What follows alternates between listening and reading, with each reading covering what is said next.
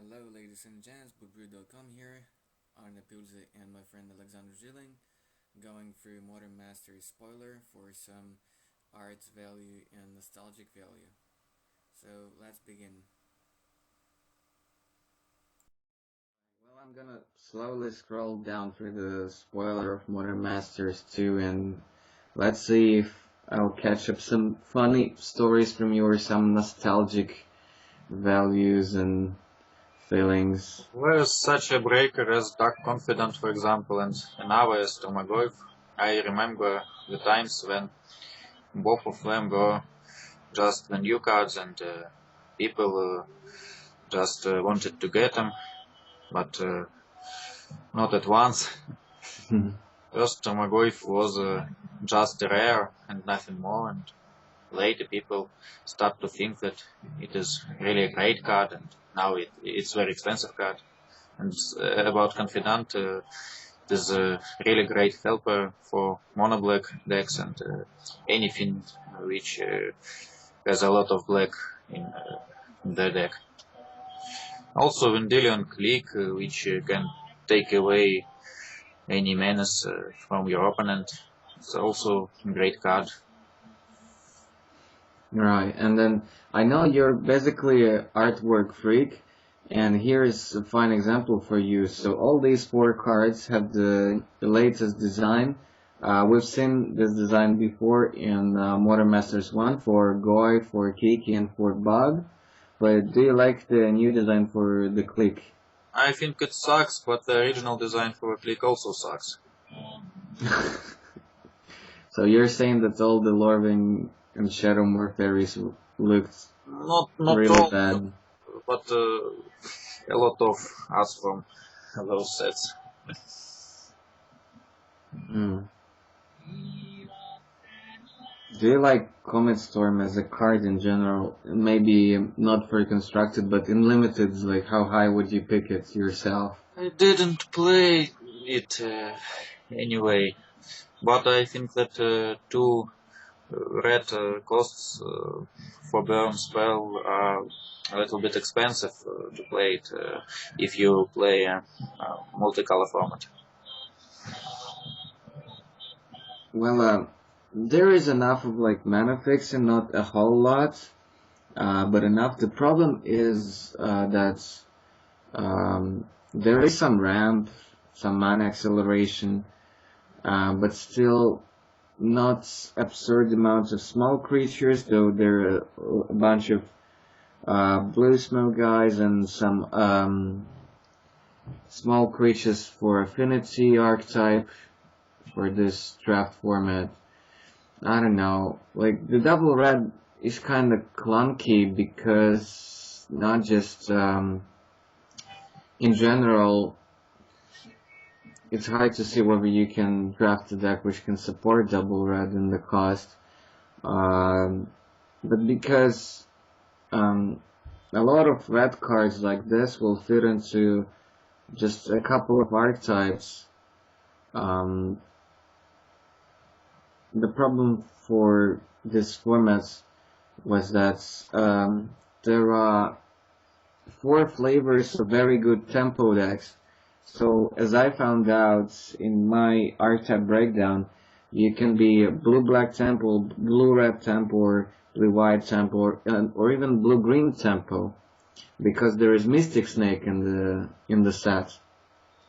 Temple is for No, Terrace. No, I'm not talking about temples from Terrace. I'm talking about tempo as basically archetype as a type of a deck, like tempo meaning that you have a bunch of tricks, some bounce spells, some cheap removal, and some flashy creatures or cheap creatures with flying and so on. So good example of that concept are all of those Delver decks. Delver is a big motherfucker, yeah. Right.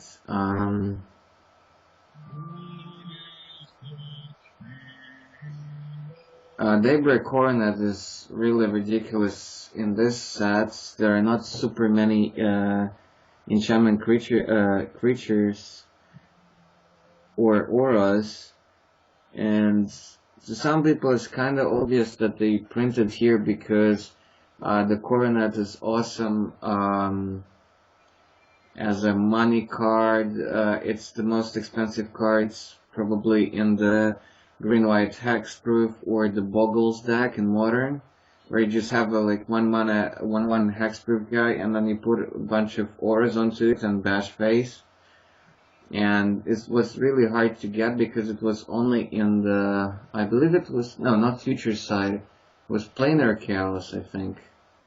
Yeah, where it was printed before, and there's really not a lot of those cards at traders everywhere.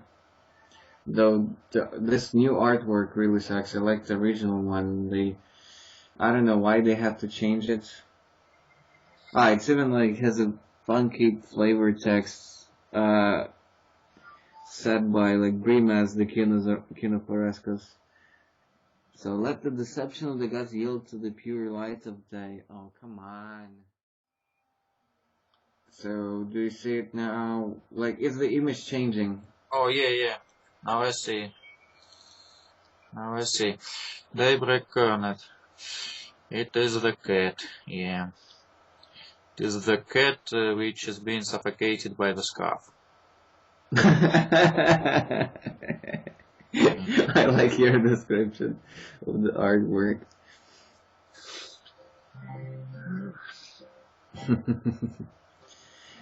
What I meant is that I really don't like the artwork, and it's an odd card to have in this set because it's not really well supported. There are not that many auras in the set, and they printed out here just because it's really hard to get in paper Magic for one very dedicated Modern deck. And at its highest, I think it was worth like $30 per piece or something like that. Not 13. I think almost 30. It's not a bad card. You can use it on draft. Yeah, but it kind of felt like the Tarmogoyf story. Like when it was originally printed, nobody needed it, and it was a pile rare. And just because of cheap hexproof guys and this new archetype, like the Boggles deck with bunch of auras in it, and even those common and uncommon Umbras from Rise of Eldrazi, it became like really great. So good. Yeah, because let's say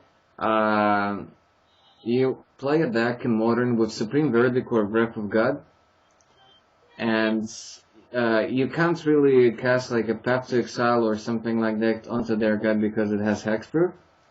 And then to pump their guy because of what was it? That's 1-mana enchantment. I don't remember. I think it was from Ravnica. Like it gets +1 and first strike for each aura on it. Something like that. Something like that. Yeah, and then a bunch of those green and whites Umbra auras from Rise of Eldrazi, they cost like 1 mana, and what they do is just like +1/1 and give it kind of the defensibility. Like if this creature is supposed to be destroyed, you destroy the Umbra instead. So your opponent is like, well, I can't target your guy, like how about I cast Wrath of God? And then you realize, shit, I didn't read the card, and there is an Umbra on that guy, so he just destroys one mana freaking enchantment, and he keeps his Terminator on board. And I cast a 4-mana sorcery spell, and essentially did nothing on my turn, and I'm dead next turn because he still has a fatty with a bunch of abilities on board. Really crazy. Well, Noble is super sweet because it's already a $30 card, and having it reprinted is of course sweet. I got one in Conflux Booster on Fun Draft in Unicorn Club in Moscow. Yeah. I still have it. Yeah, that's where he lives, ladies and gents. Another funky thing with... What? Fuck, it is the white ley line. Oh yeah, you really don't like it. Hate it. Na. Yeah, 'cause you play burn in every format. Yeah. I even play Anarchy in my sideboard. Yeah, just to destroy it. Yes. In the legacy burn. Then the funny story about like Splinter Twin in this setup, it's not only like a cool card, and it's Cool art. really a big force in Modern, in the blue-red twin decks. But the fun part for this set is that there is no Deceiver Exarch or Pestermite. So there is no actual combo. And then again, there is also Kiki Jiki in the set. Oh. But no Exarch or Splinter Twin. And as I remember, there was at least Kiki and maybe Twin and first Modern Masters. Well, at least Kiki. And there was both Exarch and Splinter Twin. So you can really draft a combo deck, even though you would have like one piece of each, but you could live the dream and like sometimes get them like that. But What about the giants in New Masters? Do you have any? Well, there are a bunch of what is it called? Shapeshifters. So technically there are giants in this set, but no, it's not a theme in this set. I also see a very, very old card, Harkle's Recall. It Yeah. seems it must Which be. is really ridiculous. Like, of course there is Affinity as an archetype, but it's not really that great, and it's not a very good card to have in this set, I feel like. I don't know. But it is an elf timer. Oh yeah. And the new art is good, I think. Well, it's really weird. Like, Weird, but good. I have no idea what the hell is it on this picture. I think it is the recall itself. Being in process. Okay, fine. What else? Yes. Yeah, here's the old Jack Farmer. It's like, get off my range, you bastard. The drummer. Yep. Wildfire. Yeah, and new art for Wildfire as well. Wildfire can fuck you anytime. Well, It's really a great card. I like it. It's a great card, but I don't know why they put it in the set. Wildfire is terrible in Modern right now, and I don't think it will ever be great again in Modern. So it's really weird because they put a bunch of Eldrazi's into the set, so the ramp is kind of supported. But on the other hand, you want to cast your Eldrazi's, but Wildfire like makes you sacrifice 4 lands, so you would have to go into some other flavor of ramp. But Eldrazi's and stuff like that is the reason why you want to draft a ramp deck. So it's really at an odd spot in the set, I feel. Maybe. And our favorite Teletubbies in the set. Yeah, really Teletubbies, because I think that's the only Shapeshifter art with this kind of reflection on his stomach. So it's like really, really like Teletubbies. It's a fun. It's actually great in this set because there are things like Bitter Blossom and Scatter the Worlds. So there's quite a few token makers. So it really could be bonkers. Oh, I see my favorite Cold Snap Yeti, Carplus and Strider. I like it very much. It's good. It's about art, anyway. Yeah, I think this art basically says like, just cool down, man. Just lie on the snow for a little while. You don't have to like rush so much right now. There's also Moldrifter. This is really crazy. It wasn't I think first in Future Sight and then in Scars of Mirrodin. And there are some equipments in the set, but I just don't feel it belongs to this set. It's a really tricky card. Just doesn't ring like Modern Masters to me. Oh well. This is one of cards which has been broken at its time in Shadowmoor or Eventide or something like that. It really can grow real fast and become a very big problem. But it costs 3 and 1 green. It's a big cost. Yeah, even though it's 1/1, and even though it's not Hexproof, it's Shroud, it's like whenever any other creature dies, not just yours, so opponents as well. And let's say you keep this guy at bay and attack with a bunch of other small guys, and they also have a bunch of small guys, and let's say 3 or 4 creatures die in that combat, and this already becomes in one turn like a 4/4 5/5 with Shroud. It's bonkers. This is a very weak card. Which one? Ah, yeah, balls. Sure, we'll get to that in a sec. Lightning balls. Yeah. It's always good. Yeah, it's really good that they printed like this card. Just a cheap removal. And one of the staples for the blue-red tempo archetype in the draft are sealed. It's universal. Yeah, what I'm trying to... Never gets sold. Yeah, never gets sold. What I'm trying to point at here is this Devouring Greed. Really wicked card. There is a Soul Shifter, Spirits and Arcane sub-theme in the set, but this is not one of the cards which I would probably put into the set. It's just crazy. Although a fine finisher. Like, sacrifice 2 guys and drain them for 4. And it plays well with Soul Shift Spirits. Like, you can bring back spirits from the graveyard back to play, like the cheap ones. Okay. This member is awesome as a reprint. It's played like in basically every format. I really wanna draft or open or get past this guy. Not only he is awesome like in limited, it brings so much nostalgic value for me. I mean, besides the plus Woodkin, because I actually played blue-green, kinda mid-range, kinda beat-down deck in standards, and I often drafted this kind of archetype in the original Ravnica.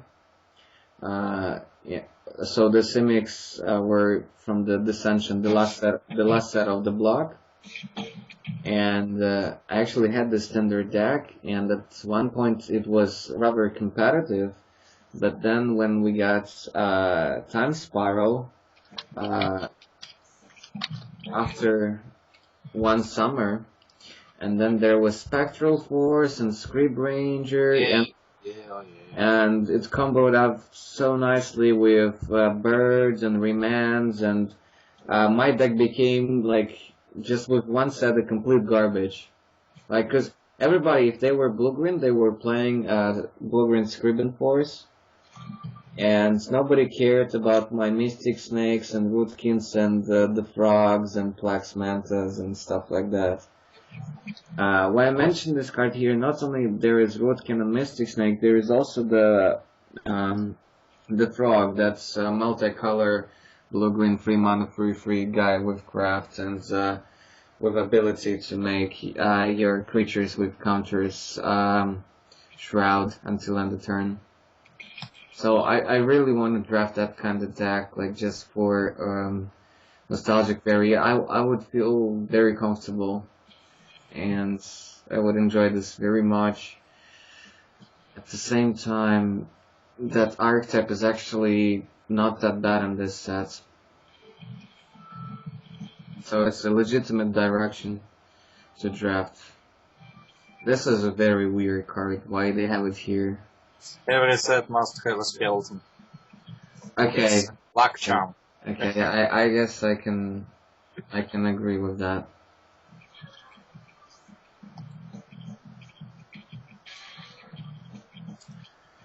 What else? This is a turd. Even at uncommon, this is such a big dog turd. It's a big one, yeah, it can fly. The fire. It's a Skargan fire turd. It has bloodthirst. It's not bad. Yeah, it's just, I don't know why it's in the set. It's so bad. It's a big evil builder. Well, fine.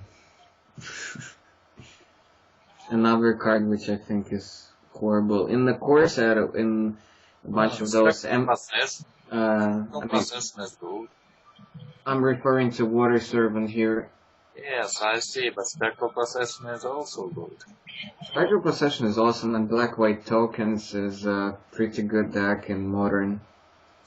So it's a nice kind of refuel, or nice card for people who would maybe like to build some tokens deck in Modern. And a very good art. It's not original, but it's neither new.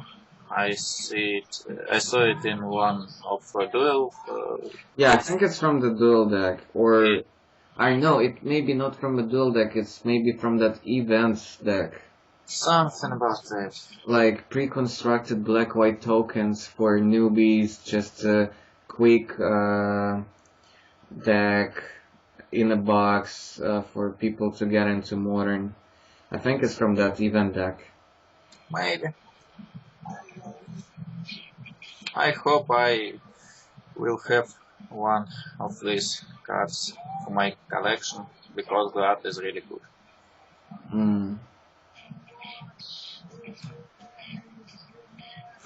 Another one of your favorites with your old Celestia decks of the past. Celestia, yeah, not the strongest, but one of the big ones. There also was Sign of the Wild, and another big deal, the Big Wood. What? Which I one? don't remember the name. The Phoenix, or? Ah, you're talking about the 7-mana Convoke 5/5 Trample. Yeah. Yeah. It's actually, it's been, I think, reprinted in M15, and it was one of the pretty high picks in draft. Because in Limited, it's actually quite good. Because it's a third in Constructed, but in Limited, it's actually quite good. It comes down fast because of Convoke. So it doesn't actually cost 7, it costs more like 5 most of the time. Because by turn 5, quite often you would have a couple of random creatures. And then it's a 5/5 Trampler. I think Convoke is a great mechanic. It's very bad that it's comparatively rare. I remember only 2 sets with Convoke. Well, Except Modern Masters. we got Corridor Calling reprinted, what was it? In not Terrace, but what was it? Or was it in Terrace? Terrace, no. Because I have no, wait. That Worm and Corridor Calling were reprinted in M15, yeah. So you had a bunch of Convoke cards in M15. 2 sets, as I spoke. Ravnik and that one. 15. Yeah. Fun. These are, I heard, really good cards for Limited, the multi-kicker comments like, well, it's Grizzly Bear and it's a fine top deck late in the game. Well, I don't know. Grizzly Bear. Well, it is strictly bear. It's like a Grizzly Bear with horns. Well, yeah, it does look a bit like that. I'll give you that. Well, I was never really a big fan of those cards, but everybody who is really into Limited and like maybe a bit more than I do, because I basically scatter my interests over all formats of the game, all the competitive ones, but I still haven't really been a fan. And everybody been saying that it's just all those cards are so awesome because they're always a fine top deck. Okay. I also see Brute Force as one of my favorites, the red GG. I like it very much. Yeah, and I think I even put it on my list as one of the defining cards. Well, not the most defining cards, but one of the really good cards for the blue-red's tempo archetype in the draft. Because all you have is like cheap stuff like bolts and burst lightning, and then you have things like Vendilion Click, and later on I'll scroll down, you'll see Electrolyze. And then you have, so you have burn, you have bounce, like repeal, you have remand, and then you have cheap flyers, and brute force, so it fits fine into this picture. Another convoke card, so I don't know, like, maybe at some point I'll talk you into maybe once drafting this set somehow. We'll see. Maybe we'll talk Max into buying a booster box of Modern Masters and then make a home draft. It has conspiracy box and also Onslaught. Yeah, that's what we will. Yeah, that's what we will draft and at somebody's place. I dream about foil blistering packet, meow. Hold on, so I just wanted to mention, so Onslaught and Conspiracy are the things which we'll draft at somebody's place next month, so in June at my birthday party. It would be great. Well, Max deliberately keeping or holding on to those booster boxes, just waiting for me to arrive to you guys. So arrive. I'm arriving! Oh, Monolith, I see Monolith. Yeah, I couldn't do it in the fine British accent, but you know what it means like in UK. I'm arriving! Yeah, there is remanders, man, like, it's just bananas. Yeah, I'm a bit sad there is no Snapcaster in this set. It would be just bonkers. There also no counterspell itself? I believe not. There is like Stoic Rebuttal, which can sometimes be like a counterspell. So it's basically a cancel, but if you have like, three artifacts in play, it's like a counterspell. Cancel is a crap. Yeah, but Stoic Rebuttal is, even though sometimes it's free mana, but if you have a bunch of like cheap artifacts in play, it's a counterspell, which is actually pretty good on that kind of deck because you just flood the board with cheap creatures and some equipment, and then you have basically a counterspell like as a backup. Okay.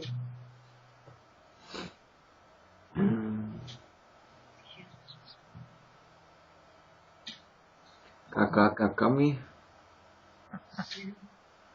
Overwhelm is good. Mm, It also has Convoke. Overwhelm never been a super card, even in such a slow format like the original Ravnica block. It was actually kind of mediocre in drafts. Even with, because Convoke, it's really odd thing to have for this type of card. You want to attack with all your creatures you have, but if you have a lot of supports, maybe you could.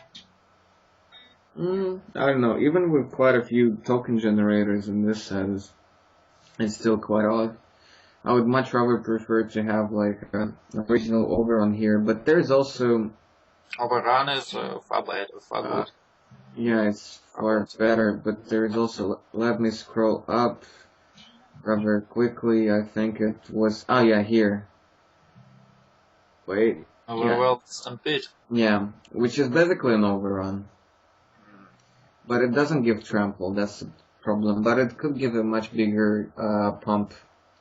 So let's say you have a 5/5 in play or something like that. Then it's a bigger pump, but I think still I'd prefer to have trample instead.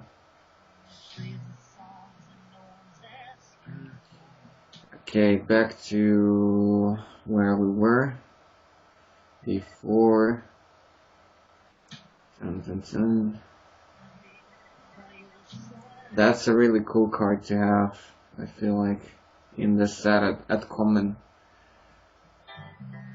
Pretty sweet. Like, just very solid, limited card. Not super exciting, but still very solid. So you can go actually domain on this set, even though it's not a very well supported archetype. You can go domain with cards like this, and Fury Fall to like have a removal slash mana fixer. Yeah, domain is one of those fringe archetypes which you would probably end up by accidents, not by. I think Plummet is very good. Yeah, Plummet is, yes, there's so many removal. Yeah, there's so many great flyers in the set, so having Plummet is really awesome. I'm not sure whether you would main deck it most of the time. It depends. But I feel like almost each archetype would have a flyer. I'm not sure yet, like some practice will show. But I think a lot of the times it will be main deckable. Especially if you have some looting, although I haven't quite noticed any absurd like looting cards in the set, but I think there was something which was Overworded Journey again, like in the first Masters. And one of your favorite cards, Scatter the Seeds? Yes, Scatter the Seeds. Well, there is also Plague Rusalka, maybe not the one Rusalka of the 5. I think it's actually one of the best ones of the cycle.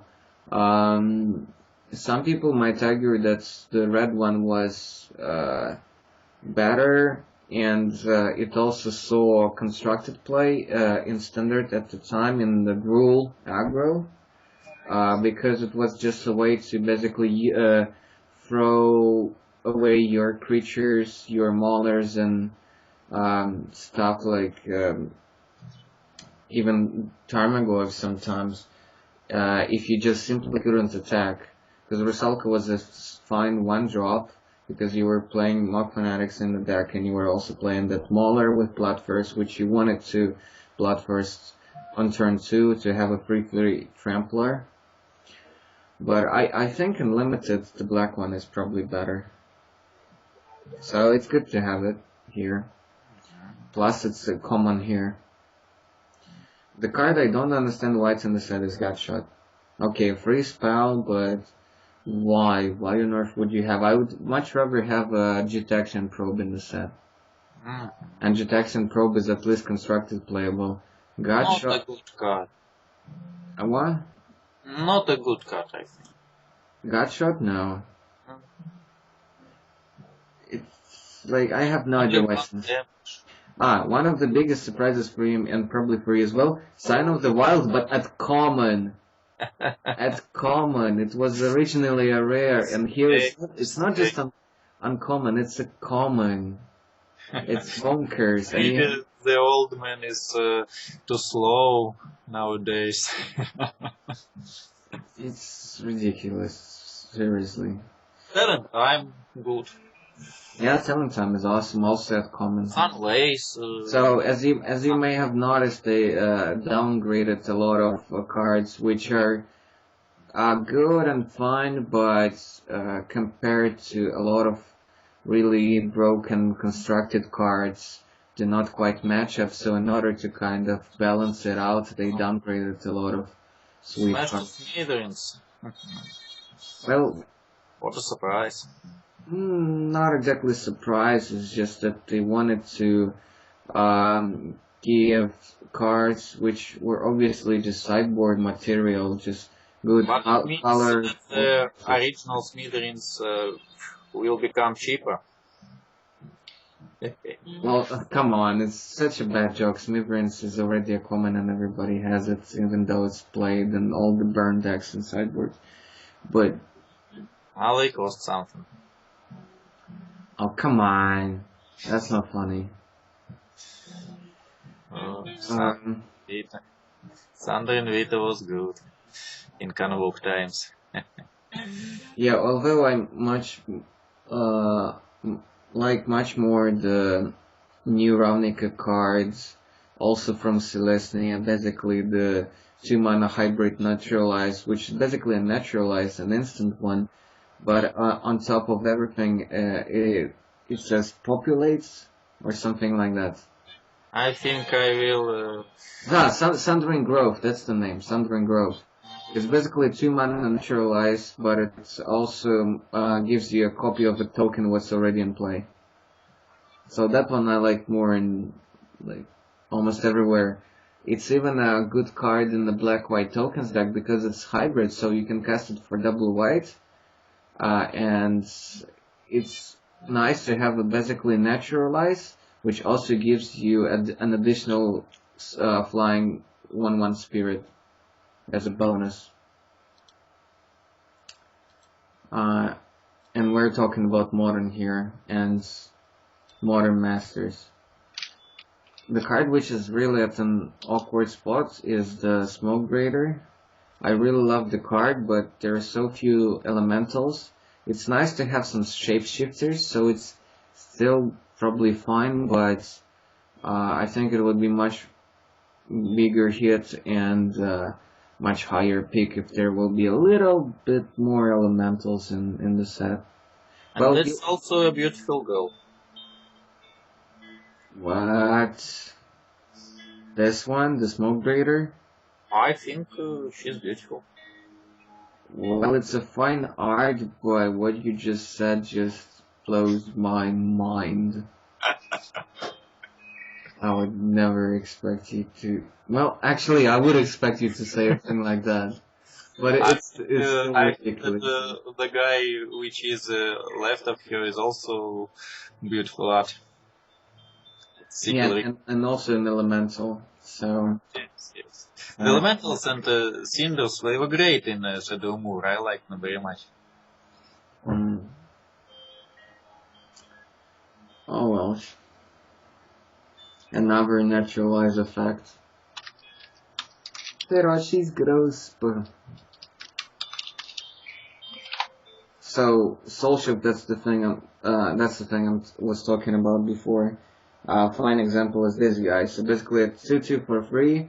With Soulship, basically that means that when it dies, you got a spirit which costs 2 or less back to your hands. Sorry, so it wasn't straight to play, it was back to your hand, which is still a fine bonus.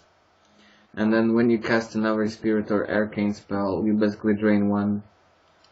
So I think it's one of the best of the spirits.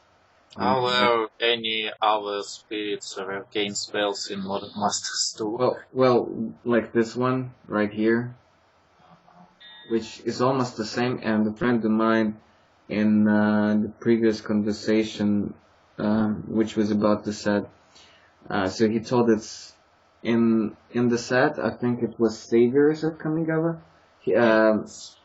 in that block, in that limited format, this guy was bonkers. It was really bananas. And it is a very strange creature without eyes or face or anything, without legs. It's a spirit. Come on, it's Kamigawa block. It's you know. Japanese spirits. You know, what this thing looks like then? This thief of hope. Like something which I cannot say without F word. You already mentioned those words, so it doesn't matter.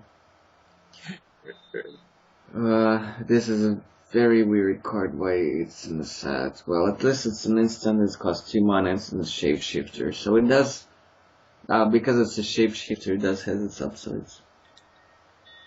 But overall, never been a fan of that card. It's funny because of the Spirits and Arcane sub-theme. They basically gave us a Mind Rot, but which has a subtype Arcane. That's kind of interesting. And they gave us the original Ghost Daddy, although I'd prefer the newer one. over this one.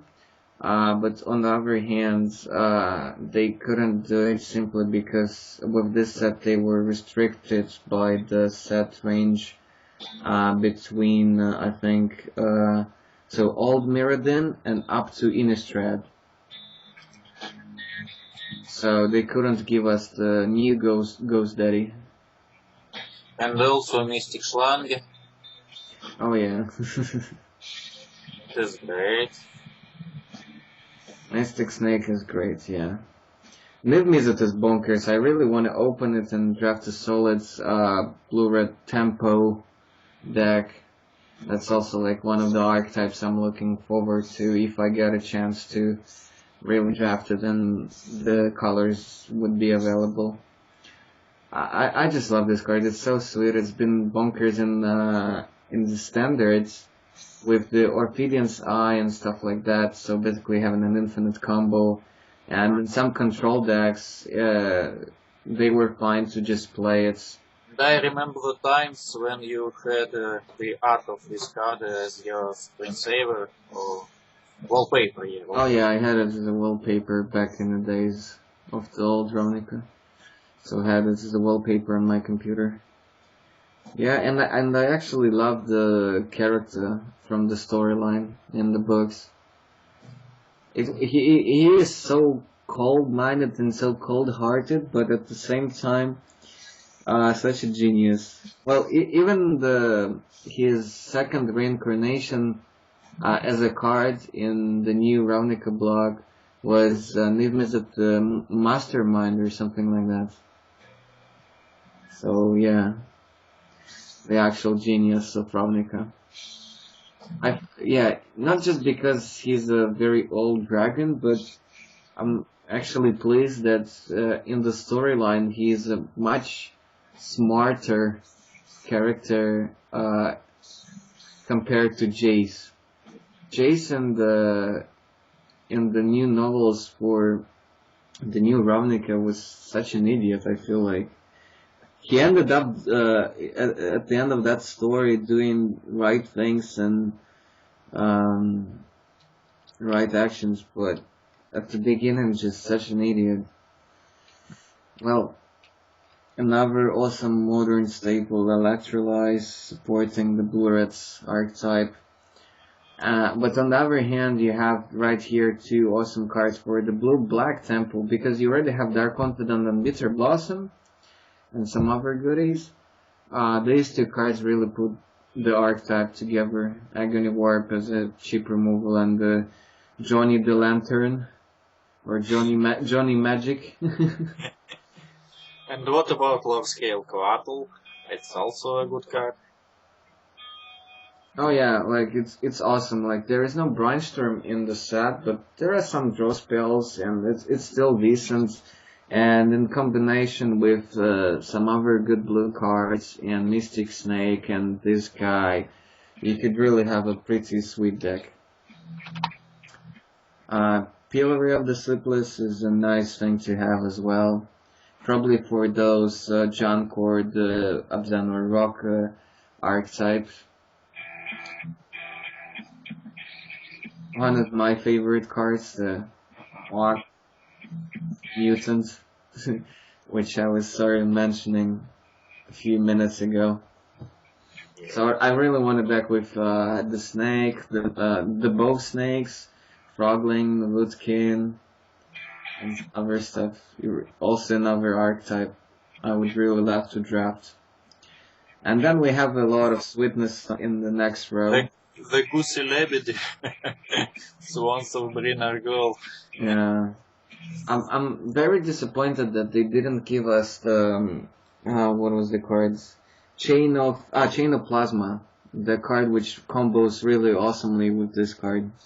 So you basically bolt the Swans with the chain, and then because of the ability of the Chains of Plasma, you do it at again and draw a bunch of cards and draw more cards and so on. So it's really sad. On the other hand, if they would give us Chain of Plasma with the Swans, they would also be forced to kind of give us Conflagrates. That's the some kind of blaze with flashback for double red and discard X cards from your hand and deal X damage. So what you do, like, it used to be a really crazy modern, no, not modern, extended deck. Basically, you could play it as a control deck, and then you would have swans, and you will back it up by spell snares and remands and cryptic commands and stuff like that. Although, I don't know if the deck played the commands, I don't think so. But it had some counters, first for knowledge, and swans, and then you would eventually win by casting Chain of Plasma on the swans. Basically draw most of your deck, right? And then you would eventually hit Conflagrates. Then I think you would just discard it through Chain of Plasma. And then you would just flashback it for double red, discard your whole hand, and basically shoot down your opponents like this. Yeah, Chain of Plasma, you were repeating the stuff by discarding a land card. So in order to kind of go off, you would need to hit a lands from each of those 3 new cards you would draw. Each time you would bolt those ones, or have some spare lands in your hands. Otherwise you wouldn't be able to kind of go off with this combo. So sometimes it was possible to fizzle with that deck. Right, it's really crazy to have the lieges in this deck. Luckily there are not that many multicolored black-green or green-white creatures in the set, so they're not really bonkers, but they're still bonkers. Can you believe that this guy, because of one really popular archetype in Modern, right now he is like more than $20 a piece? This one, the green-white liege. Why not? Because there is a cool deck, which in Modern, which is basically Abzan, so it's green, white, and kind of splashing black for siege rhinos and some discard spells and some removal. But basically, you would go like Noble Hierarch or a bird into Loxodon Smiter into this, or have like Kitchen Things and Voice of Resurgence, the deer, into this. It's just crazy. Like, it's such a meaty deck. It's like probably one of the best beatdown decks ever available in any format. Well, outside of Legacy maybe. In Legacy you still have Berserk, and you had that mono green Stomping Legacy a long time ago, but that was just, yeah, crazy. So Guildmage, Dimir Guildmage. Yeah. Guildmages are good. And the Varus and Zorius. Yeah, but there are only 2 guild mages. So, nothing really crazy here.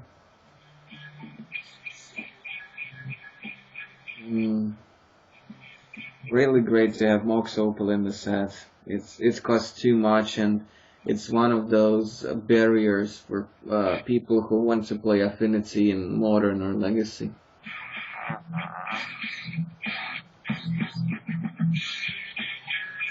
I actually had a standard deck based around this card when it was the formats. I think Kamigawa plus Ravnica. I had the red-green beatdown spirit deck with Lava Spikes and those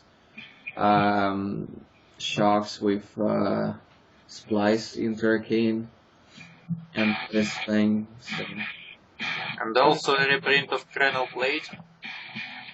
Well, yeah, they kinda had to. It's like, if you wouldn't have this card in the set, the Affinity wouldn't be a good archetype for drafting.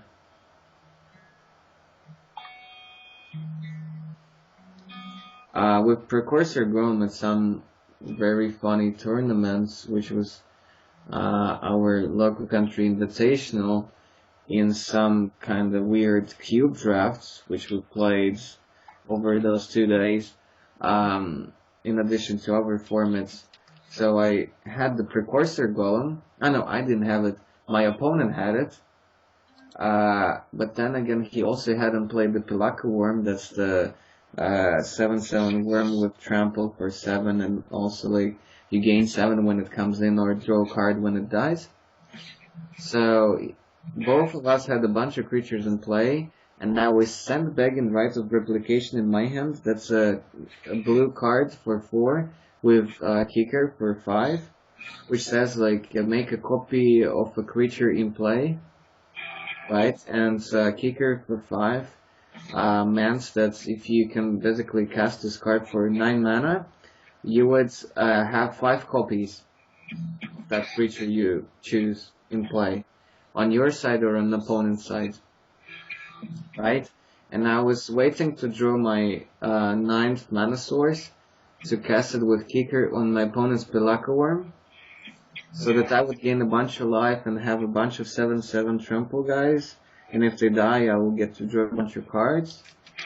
But then I had to kill the guy because I was kinda dying to it. It was a big threat in play. And then my opponents played the Precursor Golem. And then I drew my 9th land. And guess what happens next? Can you please read the text on the card?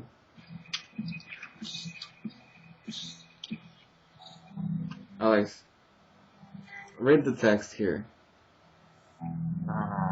It's a bit small. Whenever a player casts an instant or sorcery spell that targets only a single golem, let players copies of the spell for each other golem that spell could target.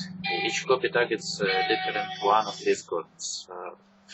Well, you can do something really great with golems. Yeah, but the thing is that when it comes in, you get 2 free golem tokens. So you actually have 9 power across the board. Of course, like if somebody casts a bolt, they kill all of the golems. Right? But then think about the right replication which I told you about, which says basically make 5 copies of target creature. Right? Right. And then basically what I ended up with by just targeting his Precursor Golem with that right of replication, instead of just 5 copies, because of this ability, I think I essentially got like, I'm not sure, I don't remember the exact number, but I think it was something like 30 golems. Because it's all kind of stacks and triggers together. Right? Because when I target his Precursor Golem with that thing, it basically targets all other golems. So I think it was like 5 triggers 5 times or something like this. No, I ended up with 25 golems. Okay, fine. But that was enough to basically kill him. Even though he had a bunch of creatures in play and he was trying to race me with some flyer. So that's some crazy story for you here. Any response on those cards? Nothing. Fragmate. Or Frogmite, maybe. Frogmite. Yeah. There's also Mirror Enforcer, so the Affinity archetype is well supported. The refrigerator. Which one? Yeah, Mirror Enforcer. Oh yeah, it was nicknamed by some of our friends, the fridge or refrigerator. The art is different, yeah. Frogmite is the same art, but the Enforcer, I think it's a different one. I'm not entirely sure here. Okay. Generally, not so many new arts in the set. Well, enough, I feel like. Okay. And these are pretty much all non-basics we got. And what about basics? I don't think there are any basics, actually. Just like in the first set. Yeah. Not enough space, sorta. Plus, if you can afford playing Modern Masters Draft, you probably can bring your own lands, or I don't know. I just feel like it will be inappropriate to have basics in this set, flavor-wise, and kind of R&D wise. But yeah, we get to have like the color lands to fix our colors and sort of ramp a bit. So here they are at uncommons instead of commons like originally. Well, there is also like the evolving wilds. One of those, I mean, this one or Terramorphic Expanses nowadays almost in every set. All in wilds, yeah. Well, cheap way to fix your colors. So there is both Eldrazi Temple and Ayuvogin. Ayuvogin adds rare instead of mythic, and Temple adds uncommon instead of rare. And you have a bunch of Eldrazi in the deck and some other non-Eldrazi colorless creatures and artifact creatures. So I feel like this card is sort of okay to play maybe in Affinity, I'm not sure. It's kinda tricky. Maybe in some kinda Eldrazi Green Ramp with some decent artifacts, not really focus on Affinity, but some good creatures. So that's pretty much about it. So thanks for walking through this with me, and I hope you watchers back home like kind of enjoyed it. Well, we revived some really nice memories here. So thanks for watching, and thank you for Thank you, goodbye. yeah.